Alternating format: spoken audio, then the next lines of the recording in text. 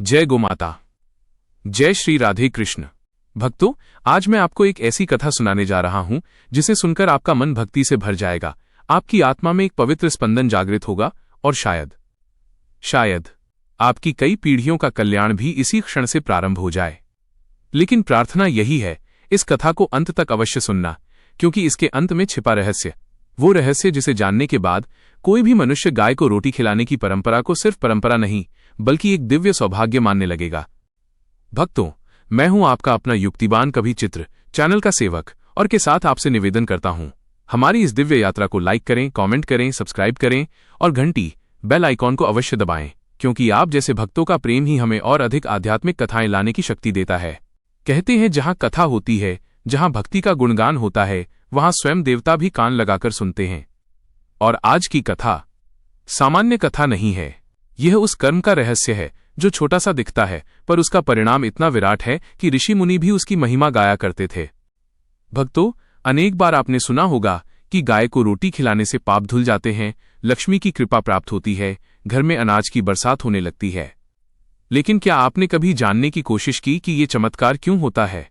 गाय में ऐसा कौन सा गुण है कि सिर्फ एक साधारण रोटी खिलाने मात्र से मनुष्य के जन्म जन्मांतर के बंधन ढीले पड़ने लगते हैं? इसी प्रश्न का उत्तर छिपा है एक अत्यंत प्राचीन कथा में। एक ऐसी कथा जिसे राजा महाराजा गुप्त रूप से सुना करते थे और जिसे जानकर साधक अपनी साधनाएं सिद्ध किया करते थे। और आज वही कथा आपकी सेवा में। भक्तों, समय बहुत प्राचीन है। ये वो काल है जब धरती पर अज्ञान का अंधेरा गहराता जा रहा था। मनुष्य अपने कर्मों को भूल चुका था और पापों का बोझ बढ़ता ही चला जा रहा था। उस समय हिमालय की घाटियों में एक संत तपस्या कर रहे थे। उनका नाम था महर्षि धनवंत। कहते हैं, उनके तप की ज्वाला से बर्फ भी पिघल जाती थी और उनकी दृष्टि मात्र से मनुष्य के भीतर छिपे पाप सामने आ जाते थे। एक दिन उनके पास एक युवक आया। उसका चेहरा पीलापन लिए हुए, आंखों में भय था और शरीर कांप रहा था। उसने कहा, गुरुदेव, मैं न जाने कितने जन्मों से दुख भोग रहा हूं।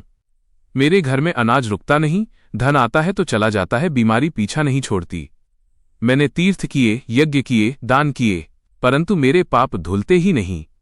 कृपा कर बताइए, क्या कोई मार्ग शेष है? महर्षि ने उसे एक क्षण देखा और मुस्कुरा दिए। उन्होंने कहा, हे वत्स, तू स्वयं तो नहीं जानता, पर तू अत्यंत पुण्यशाली है। आज तेरे मुख से निकली यह विनती तेरे जन्मों को पवित्र कर देगी। तेरी मुक्ति का द्वार तो बहुत सरल है, बस तूने उसे कभी खोला ही नहीं। युवक ने घबराकर पूछा, क्या मुझे और यज्ञ करना होगा और जप? महर्षि ने शांत स्वर में कहा, नहीं वत्स, तुझे बस एक रोटी चाहिए, एक साधारण रोटी। युवक चकित हो गया। गुरुदेव, एक रोटी? क्या मैं समझ नहीं पाया? महर्षि बोले, वत्स, इस संसार में ऐसा कोई यज्ञ नहीं जो गौ सेवा से अधिक फल दे। ऐसा कोई मंत्र नहीं जो गाय के आशीर्वाद से अधिक प्रभावशाली हो।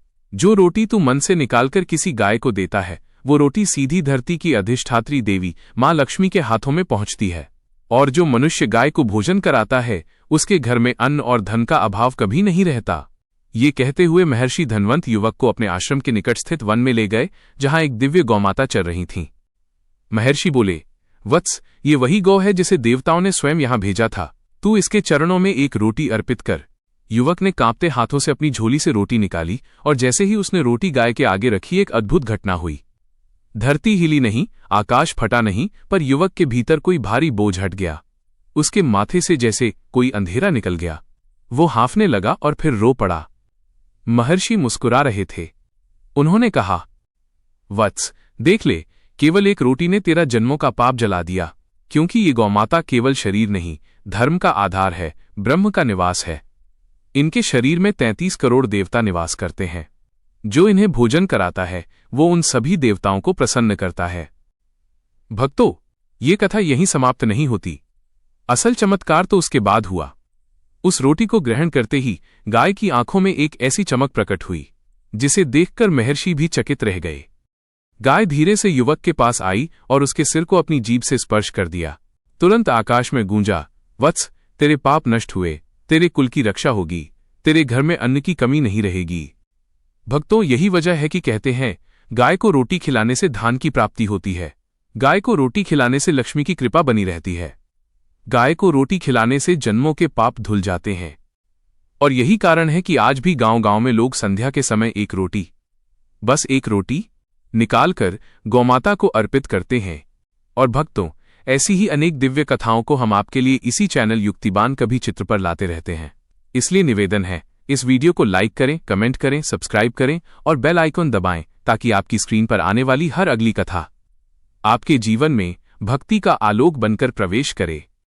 लेकिन रुको भक्तों, ये तो केवल आरंभ था, कथा अभी खुलनी बाकी है। गाय को रोटी खिलाने की महिमा में एक ऐसा रहस्य छिपा है जो बहुत कम लोग जानते हैं।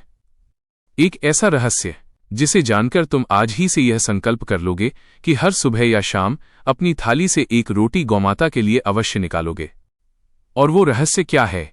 इसके पीछे कौन सी दिव्य शक्ति काम करती है? क्यों महर्षि अपने शिष्यों को सबसे पहले गौ सेवा का आदेश देते थे? क्यों गाय के पेट में ब्रह्मांड के ऊर्जा चक्र घूमते हैं? और क्यों एक रोटी से ही कर्मों का हिसाब बदल जाता है? भक्तों, यह जानने के लिए आपको आगे की कथा अवश्य सुननी होगी। भक्तों, जहां पिछला भाग समाप्त हुआ था, वहां से अब कथा एक नए रहस्य के द्वार पर खड़ी है। आप सबने उस युवक की कहानी सुनी जो केवल एक रोटी से जन्मों के पापों से मुक्त हो गया। परंतु ये बात सच है, उस घटना के पीछे एक और गहन रहस्य छिपा था। ऐसा रहस्य जिसे महर्षि धनवंत ने जीवन भर किसी से नहीं कहा। आज उसी रहस्य का उद्घाटन आपके समक्ष होने वाला है। लेकिन निवेदन है भक्तों, मेरी इस विनम्र बात को स्वीकार करिए। हमारे चैनल युक्तिबान कभी चित्र को लाइक करें, कमेंट करें, सब्सक्राइब करें और बेल आइकॉन अवश्य दबाएं, क्योंकि ये कथा केवल कथा नहीं, आत्मा का जागरण है। और यदि आप इसे अंत तक सुनेंगे तो संभव है कि किसी अदृश्य शक्ति का स्पर्श आपको स्वयं भी अनुभव हो जाए। कथा इस बिंदु से आगे बढ़ती है। युवक के पाप धुल चुके थे, उसका चेहरा उज्ज्वल हो चुका था, शरीर हल्का, मन शांत और हृदय में एक दिव्य शांति उतर आई थी। परंतु युवक को संतोष न था। उसने महर्षि धनवंत से पूछा, गुरुदेव, आपने कहा कि गाय को रोटी खिलाने से देवता प्रसन्न होते हैं, पर यह कैसे संभव है? क्या केवल एक रोटी से देवताओं का हृदय पिघल जाता है? महर्षि ने मुस्कुराकर उसकी जिज्ञासा का स्वागत किया और बोले, वत्स, मनुष्य यह सोचता है कि रोटी केवल आटा होती है, पर रोटी केवल रोटी नहीं, ये 5 तत्वों का यज्ञ है। युवक चकित होकर बोला, 5 तत्वों का यज्ञ? महर्षि बोले, हाँ वत्स, जिस क्षण मनुष्य अनाज के दाने को पीसता है, उसमें पृथ्वी की शक्ति जागृत होती है। जब वो उसे हाथों से गूंथता है, उसमें जल का तत्व प्रवेश करता है। जब वो उसे बेलता है, तब वायु का स्पर्श उसे पूर्ण बनाता है। जब वह तवे पर सिकता है, तब अग्नि का शुद्ध आशीष उसे भोजन बनाता है। और जब मनुष्य इसे प्रेम से किसी जीव को अर्पित करता है, तब उसमें आकाश का आशीर्वाद उतर आता है। इसलिए रोटी केवल भोजन नहीं, यह 5 तत्वों का प्रसाद है। और गाय इन 5 तत्वों की धारक है, उनकी संरक्षक है। जब रोटी गाय तक पहुंचती है, तब 5 तत्व एक होकर देवताओं को संतुष्ट करते हैं। यही कारण है कि देवता प्रसन्न होते हैं। यह सुनकर युवक की आंखें फैल गईं। उसने पूछा, गुरुदेव, क्या ये सच है कि गाय के भीतर 33 करोड़ देवता निवास करते हैं? महर्षि ने गंभीर स्वर में कहा, वत्स, ये कोई कल्पना नहीं, ये महान सत्य है। गाय के श्वास में ब्रह्मा का वास, उसकी दृष्टि में शिव का तेज, उसके चरणों में लक्ष्मी का निवास, उसके पीठ पर विष्णु का वरदहस्त और उसकी पूंछ में सभी पितरों का स्थान होता है। इसलिए जब कोई मनुष्य रोटी गाय को देता है, तो वो वास्तव में 33 करोड़ देवताओं की पूजा करता है। भक्तों, ये सुनते ही युवक आश्चर्य में डूब गया। उसने महर्षि के चरणों में सिर रखा और बोला, गुरुदेव, मैं प्रतिदिन गाय को रोटी खिलाऊंगा, परंतु क्या इससे भी बड़ा कोई फल है? महर्षि धनवंत की आंखें क्षणभर के लिए बंद हो गईं, जैसे वे किसी दिव्य लोक का आकलन कर रहे हों। और फिर बोले, वत्स, तूने केवल रोटी देने का फल सुना, पर इसका एक और रहस्य है जो सबसे महान है, और आज तक मैंने इसे किसी को नहीं बताया, क्योंकि ये रहस्य केवल उसी को मिलता है जिसके भाग्य में पवित्रता लिखी हो। युवक की धड़कन तेज हो गई। जंगल की हवा भी कुछ क्षण के लिए स्थिर हो गई, जैसे प्रकृति स्वयं उस रहस्य को सुनने के लिए उत्सुक हो। महर्षि बोले, वत्स, जब तू गाय को रोटी खिलाता है, तो वो रोटी गाय के पेट में नहीं जाती, वह तेरे भाग्य के भंडार में चली जाती है। युवक स्तब्ध। भाग्य का भंडार? महर्षि धनवंत बोले, हाँ वत्स, मनुष्य का भाग्य एक अदृश्य पात्र के समान होता है। उसमें तेरे कर्म, तेरी सद्गति, तेरे पुण्य, तेरी किस्मत सब एकत्र होते हैं, पर इस पात्र में एक छिद्र रहता है जिससे पाप और अशुभता रिश्ती रहती है। गाय को रोटी देने से यह छिद्र भर जाता है, भाग्य का भंडार बंद हो जाता है और उसमें तेरे अच्छे कर्म एकत्र होने लगते हैं। ये शब्द सुनकर युवक भाव विभोर हो गया। परंतु महर्षि की वाणी अभी पूरी नहीं हुई थी।